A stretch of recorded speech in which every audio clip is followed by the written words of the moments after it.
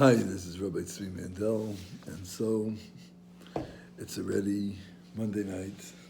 V'yakal Pekudei, this Shabbos is Parshas HaChaydish, and we're almost there.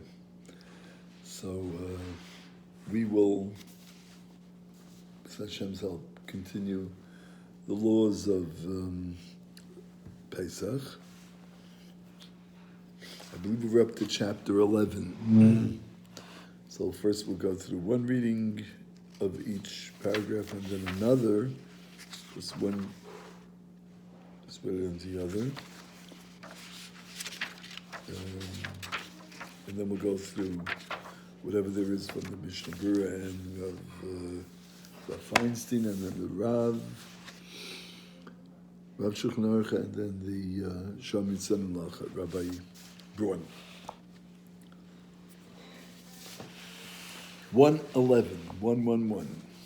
The laws of the search for the nullification of chametz, containing 17 paragraphs.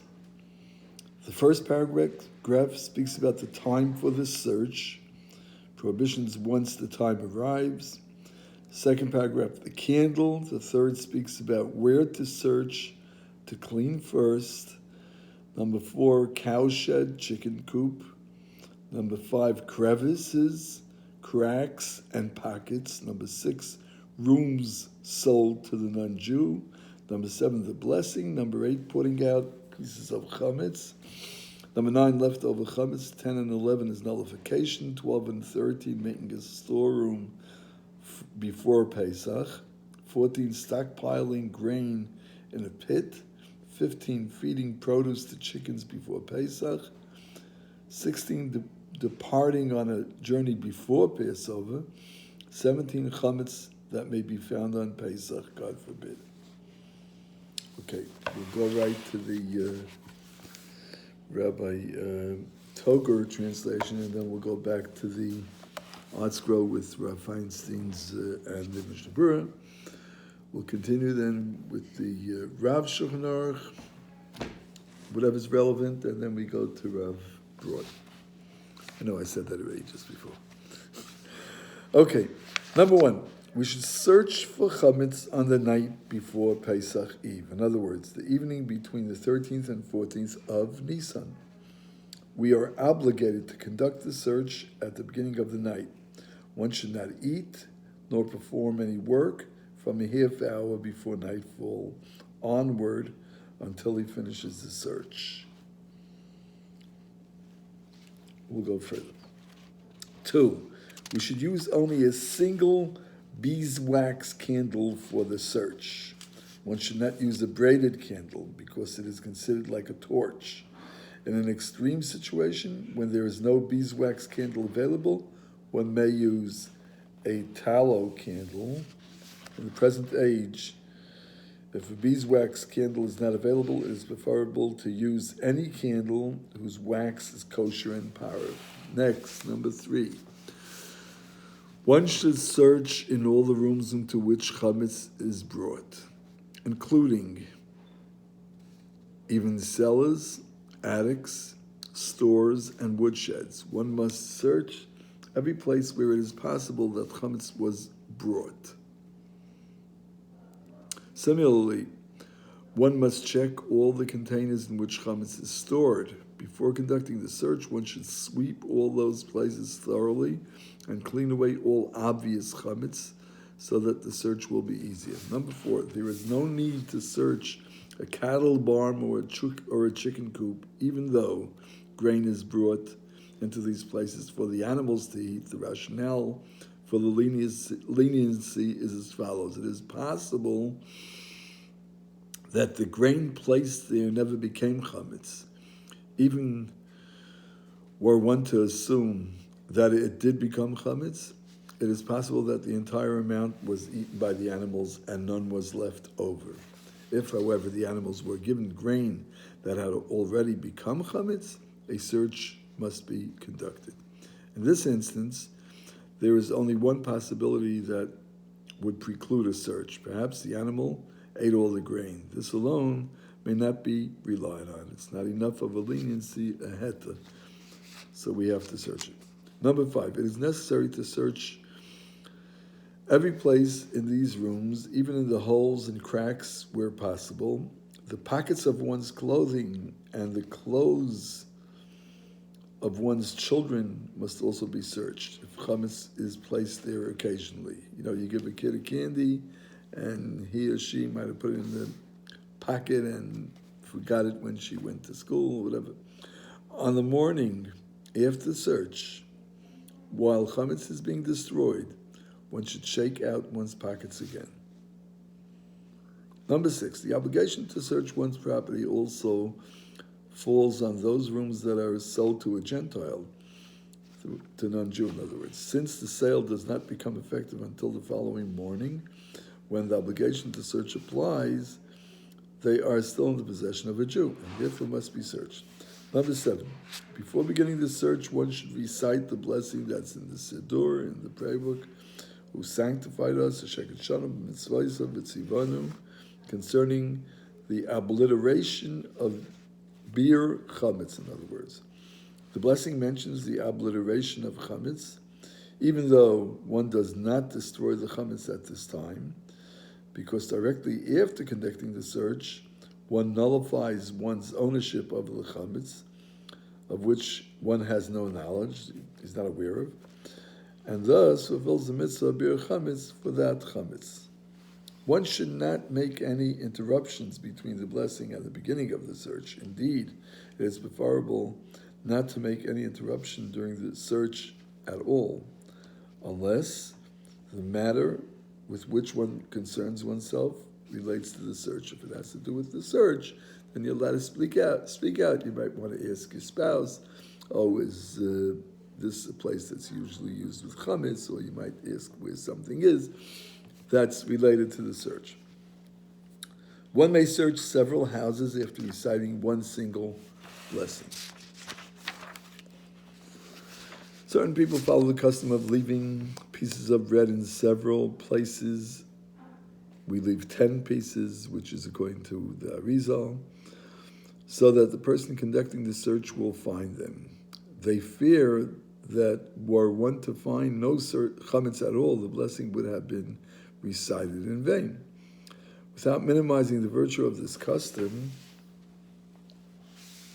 it is clear that a person who did not conduct a proper search, but merely collected these pieces of bread, did not fulfill the mitzvah of searching for chametz. Let me just turn this off. And recited a blessing in vain. In other words, it's like, for those who put these 10 pieces out, one of the reasons is so that you should find some chametz, so the blessing is not in vain. On the other hand, even if the real truth is that even if one does not find anything, it doesn't mean that the blessing was in vain. Okay.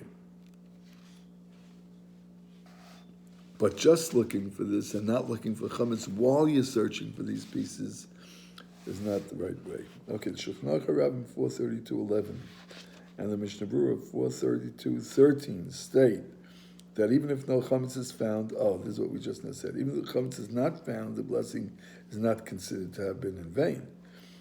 These texts also mention the custom of the Arizal of hiding 10 pieces of bread. Of course, they should be put not in foil, because when you'll burn it tomorrow, the next day, then it's very hard to burn foil, and it's very hard till it opens up and gets to the bread. So either you put it in plastic or in paper towel, but it should be closed well so that no crumbs should get all over. Okay.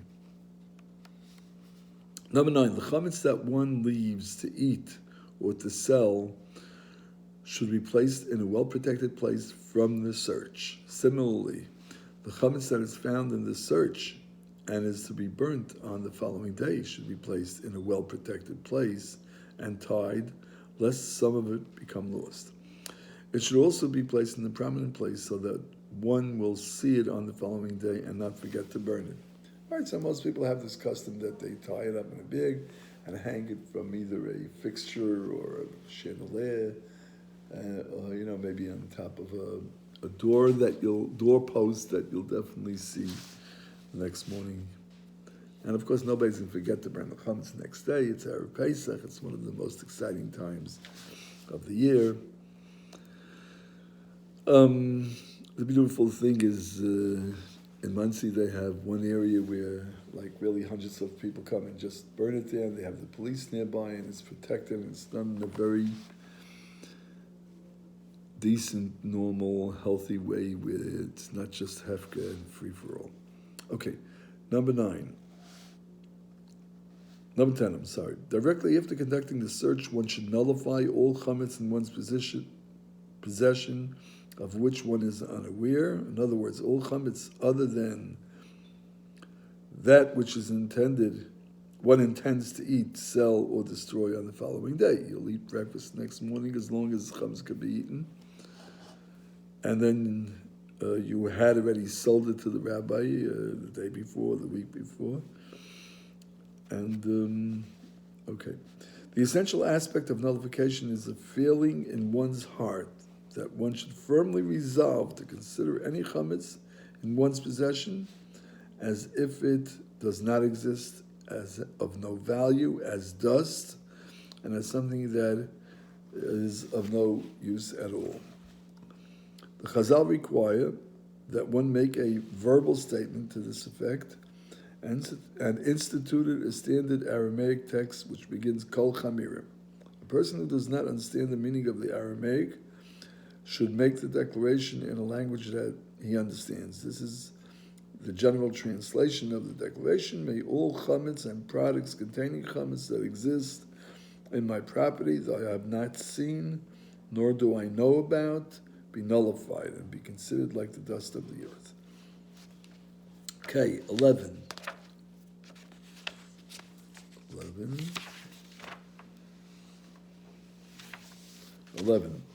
Although one nullified one's chametz at night after the search, one should nevertheless nullify one's chametz again on the following day after burning the chametz. One should include in one's declaration any and all chametz one owns, reciting the declaration of Kol Chamira found in the Haggadah or in your Siddur prayer book, or making an equivalent statement in a language that one understands. Just do it the way it's written in the Siddur, okay? This is the translation of the declaration. This is the declaration the next morning, right? May all chametz and products containing chametz that exist in my property, both that I have seen and that I have not seen, of which I know about and of which I do not know about, be nullified and be considered like the dust of the earth. Number 12, when a person desires to make a room that would have to be searched for chametz into a storeroom for produce, wood, or other goods, and the presence of these materials will prevent him from searching the room on the night of the 14th of Nisan, he must search the room for chametz at night, just as he does on the 14th of Nisan, before using the room for such a purpose. This requirement applies even many months before Pesach, even directly after the celebration of Pesach. After the fact, if the person did not search the room before making it into a storeroom, the following rule applies. If he intends to move the goods before the 14th of Nisan, he is not obligated to undertake the difficulty of removing them now and searching. From the statements of the Shulchan Aruch Harav 432:12 and the Mishnah Berurah 436:23, it appears that if there is no difficulty in removing the goods, they should be removed immediately and the room searched. If, however, he intends to remove them during Pesach, he must remove them immediately, despite the fact that doing so involves much effort and financial expense.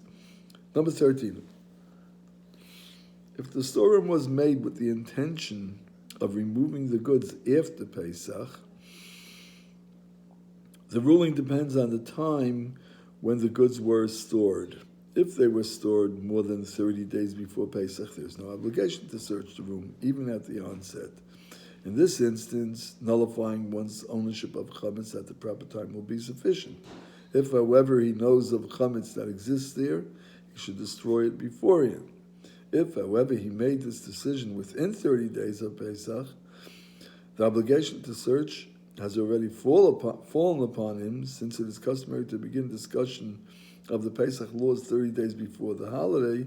Therefore, he must conduct a search before bringing in his goods. If he forgot and did not conduct the search, he must remove his goods from the storehouse and search it on the first night that he remembers. Number 14, when a person stores kernels of wheat that have not become chametz in a pit, he does not have to empty the pit and search it on the night of the 14th. This applies even when he stored them away within 30 days of the holiday, and it is probable that the wheat on the bottom and the sides of the pit became chametz due to the dampness, nullifying his ownership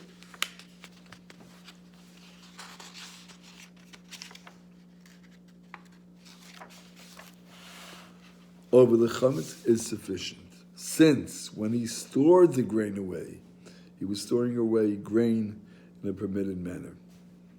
If, when he checks the grain after Pesach, some of the kernels have already become chametz, there are several laws that must be considered, and a competent rabbinic authority should be consulted. Number 15, one should not throw kernels of grain to chickens in a wet place within 30 days of Pesach, lest one forget to destroy them. Number 16, a person who departs on a journey before Pesach should appoint an agent, a shliach, to search his premises and nullify his chametz. He should explicitly tell him that he is appointing him as an agent or shliach to perform both these tasks. When nullifying the chametz, the agent should say, "May the chametz belonging to so-and-so be nullified." In addition, wherever he is at the time, the person who went on the journey should also nullify all the chametz in his possession on the 14th of Nisan in the morning, wherever he is for his vacation or whatever it is. Number 17, a person who finds chametz in his house during Chol HaMoed Pesach, God forbid, during the intermediate days, should remove it and burn it. If it has a kazayas in size, he should recite the blessing al bi'er chametz before burning it. Okay, there's a difference of opinion among the rabbis whether blessing should be recited or not. Shulchan Aruch Harav 446 rules that one should recite a blessing. From the Mishnah Berurah 435:5, however, it appears that a blessing should not be recited. Okay.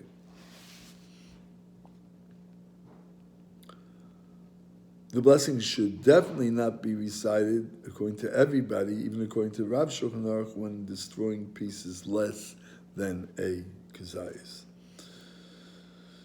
If he discovered the chametz on the first 2 days or the last 2 days of the holiday, on the Shabbos of Chol HaMoed, or on the Shabbos which is Pesach Eve, the chametz is considered muksa and is forbidden to be moved.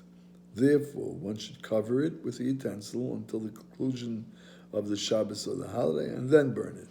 If one discovers the chametz on the final 2 days of the festival, and thus when the holiday is concluded, Pesach has already passed, one should not recite a blessing according to anybody when burning it, if it is a kazayas in size or more.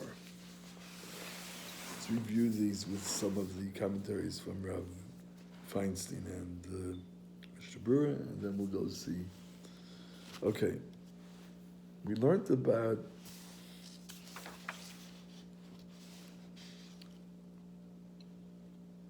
the night before Erev Pesach. In other words, the night that begins the 14th of Nisan, we search the chametz, right? One is required to perform the search immediately after the beginning of the night, and one may not eat or do any kind of work a half hour before nightfall. Okay, let's learn about this. One should begin immediately following Tzeisak Chav, nightfall, while the final traces of daylight are still apparent, in order that one should not be lax or forget to fulfill this obligation. This is Mishnah Berurah 431:1. One who normally recites the Marav prayer at nightfall with the congregation should do so first and perform the search afterward. For the halacha regards one who normally recites Marav without a minyan, that's a separate halacha. We won't go into that now. The search may not be performed before nightfall.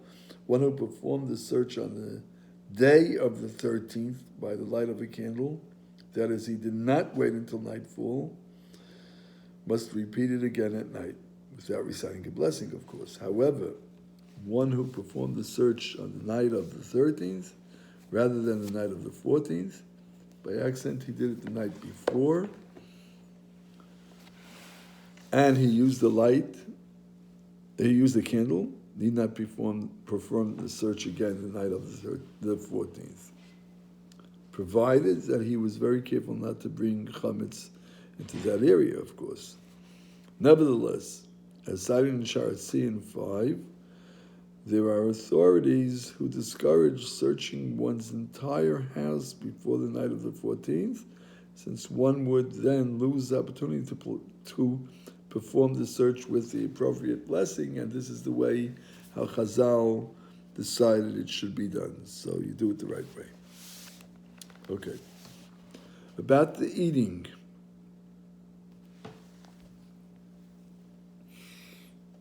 You're not allowed to eat or do work a half hour before nightfall. Okay.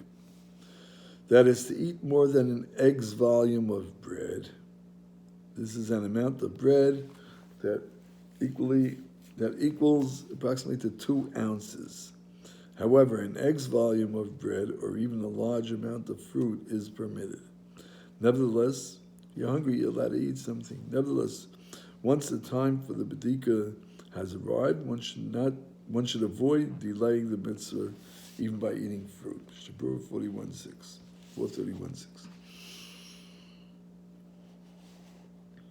A half hour before the night, this is because one may get involved in his meal or work and forget to do the search. If one began working or reading before the time, he must stop at Tzeitzek Echavim. This is the Ramam 431 and Mishnah Berurah. One must even interrupt his study of Torah when the time for B'dikas Chametz arrives, and may certainly not begin to study at that time. It is even questionable whether one may begin studying Torah within 1/2 hour of nightfall. Nevertheless, it is certainly permitted to study until the time of B'dikas Chametz if one asks someone else who is not studying to remind him, so he's sort of making him a person to remind him to perform the mitzvah at the proper time. Or if a group of people are learning laws that do not involve in-depth analysis of the subject matter, then it's okay. All right. We learned about using a single wax candle and not those with multiple wicks, because that's considered a torch according to the halacha. But in time of pressing need, when one does not have a wax candle, he may search with a candle of tallow. Now let's see what this is all about.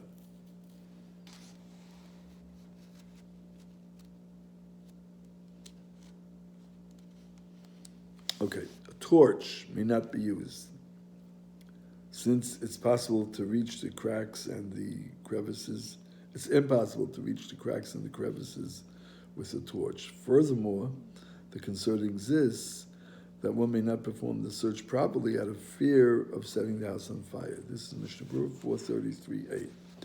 Many authorities permit and even recommend using a flashlight for searching the chametz. Nevertheless, in keeping with the tradition, there are those who use only a candle when reciting the blessing, and for part of the searching perhaps,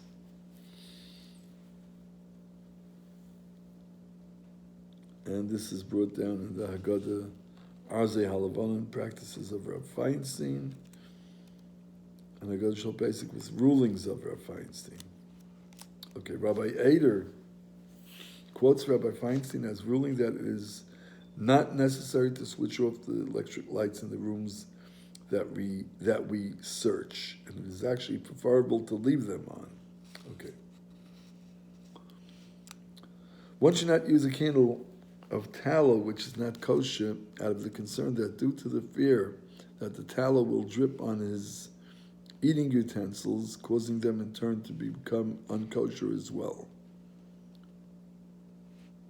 So one will not conduct a proper bedika while he has that fear.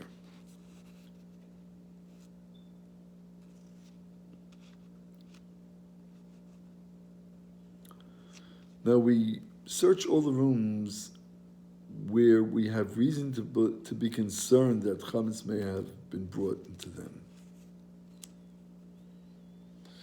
That is, not only places that are regularly used for chametz, but even places where chametz is not normally brought in, but there is reason to concern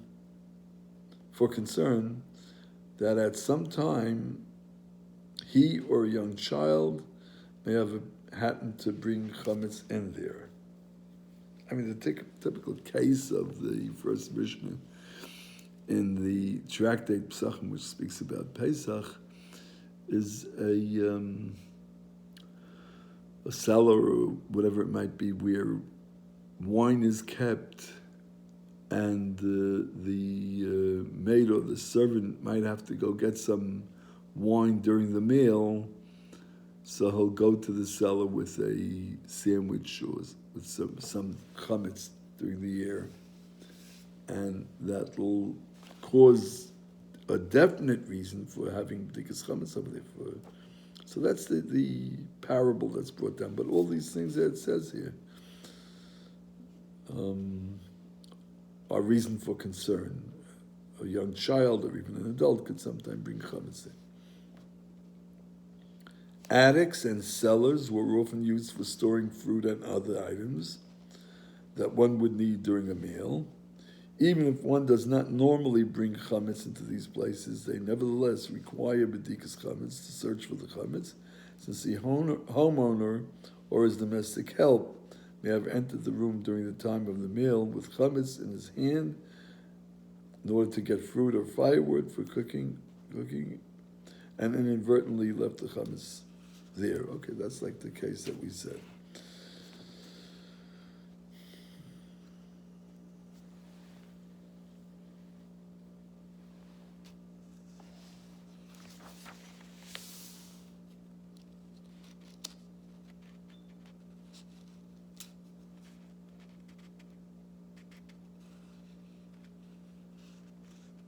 Briefcases, purses, and suitcases, to which one sometimes puts chametz, must also be checked. Same applies to one's automobile.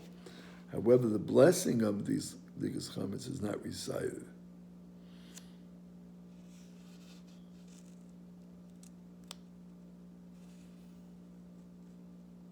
I think we'll stop with these. We'll see how much the Rav Shulchan Aruch adds to this. Then we'll see Rav Buran. 111. Let's cook it olive.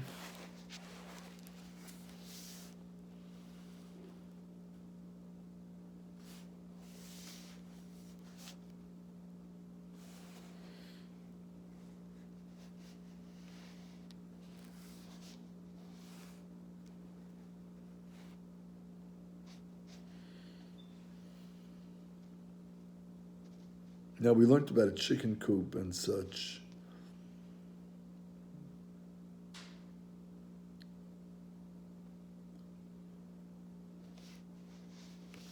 Number 4, and it said as follows.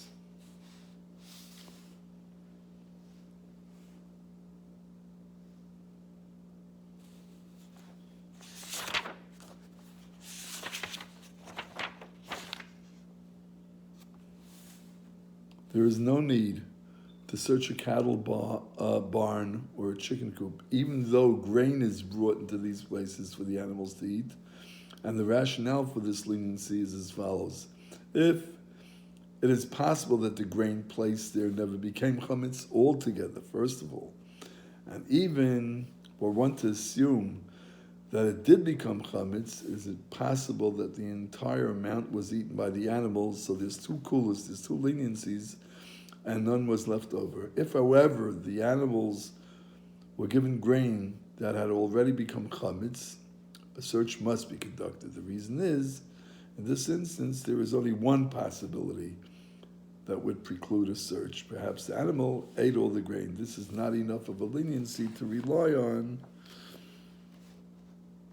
It's not enough of a leniency to rely on.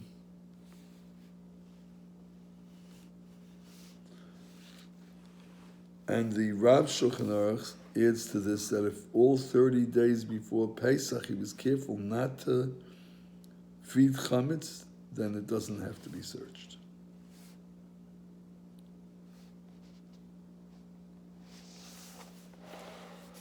Okay. We mentioned that the Rav says that about distributing the 10 pieces according to the Arizal.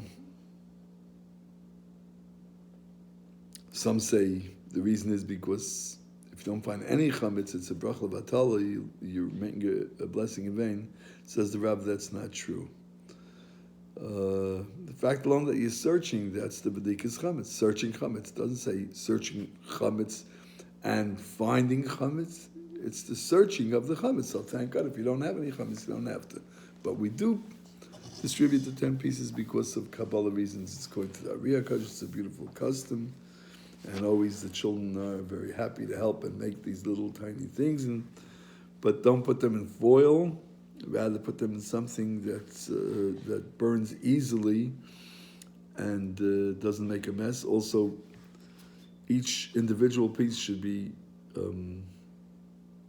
completely closed, whether it's paper towel or in plastic bag, a small plastic bag, each one separately, and that way there's no problems.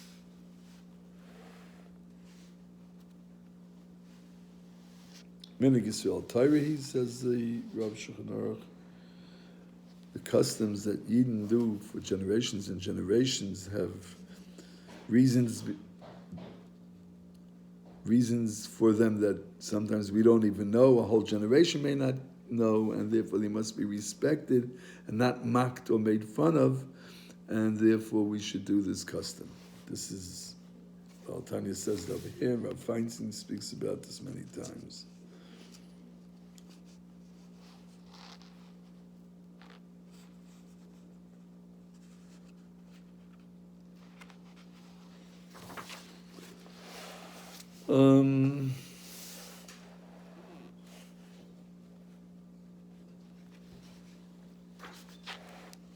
We'll go to 112.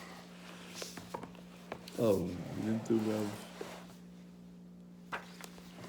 Shamson Malacha, Rabbi Braun, who usually has a lot of interesting things to say, to add. He was a phenomenal Talmid Chacham.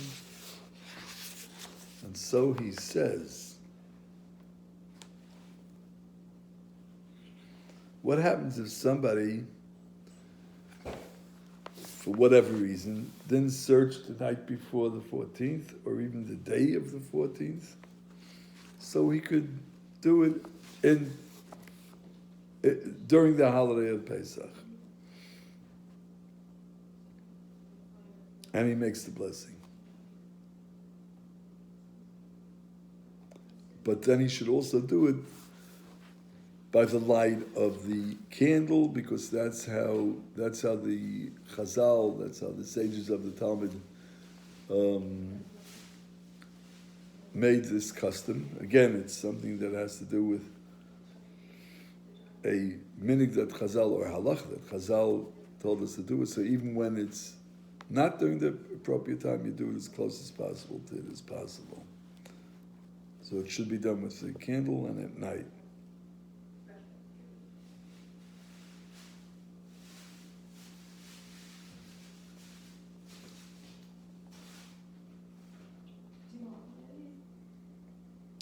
However, there are many that hold that that should not be done on Yontif itself, on the holiday itself, but should be rather done during the intermediate days, which are called Chol HaMoyed.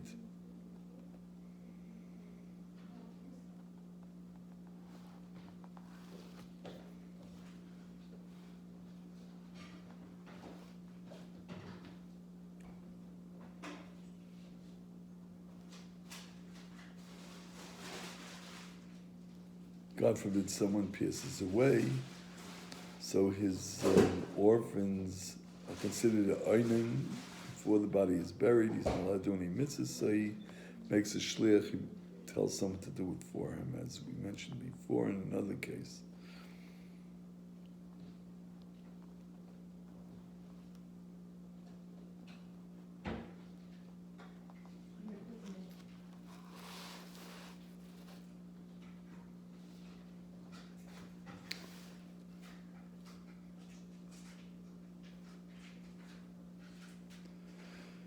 The Orchos Chaim HaChodesh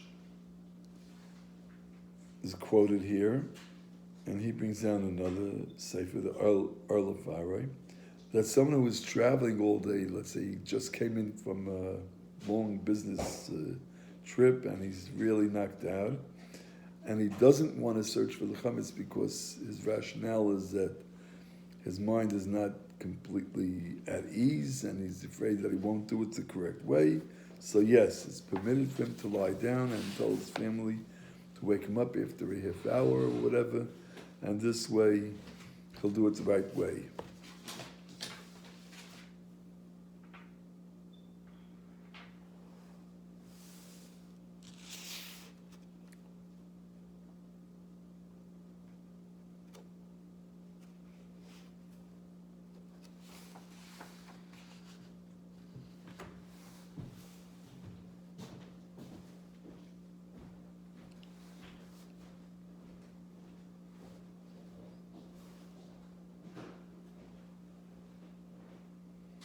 So here is an interesting attitude to the whole searching of the Bdikas Chametz. While the Kitzer said or brought out the stringencies of it, there were those that say the B'chsei Tshuva brings down from Maryam Vilna, and he brings down from the Shas Tshuva Semek Halacha, that since the women are working so hard to clean out the house from all kinds of chametz and scrubbing in all corners, and they know better where the chametz might be or might not be than those that are not doing it in the family or whatever it might be. So really, the bedika is not that much that for the actual burning of chametz, but rather we do it anyway. And in such a case, putting out the pieces might be really lahalacha and not just as a custom, because we just want to find out if a place wasn't done correctly.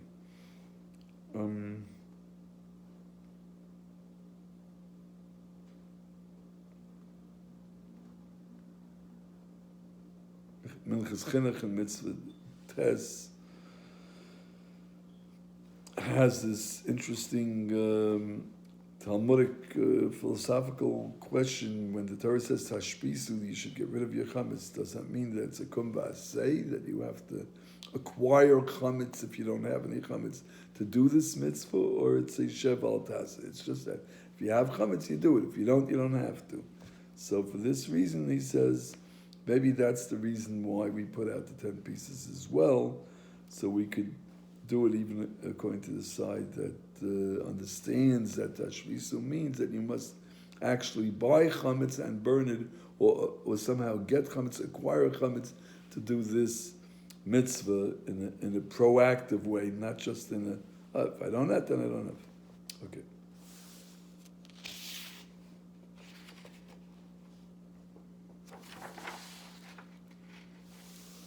We will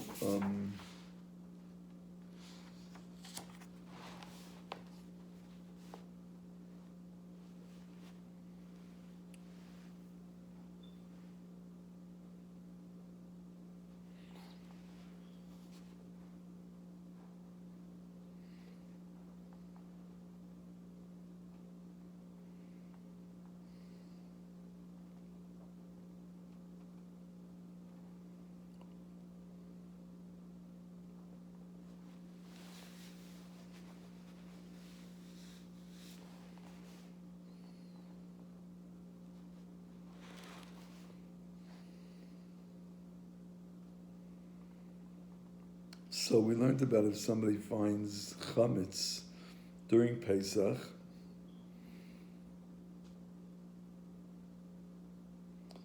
and he can't touch it because it's muktzah, it's not allowed. So he covers it with the utensil. So Magen Avraham brings down the shla that he should take it out through a non-Jew. But the Chassam Sofer in Shuvas says that just the opposite. It's better to wait until nighttime and burn it through a Jew, and that way he'll lose he won't transgress the sin of having chametz in his house. However, if he'll do it through a non-Jew, then he won't get that mitzvah. Okay. You know what? I think we'll stop now.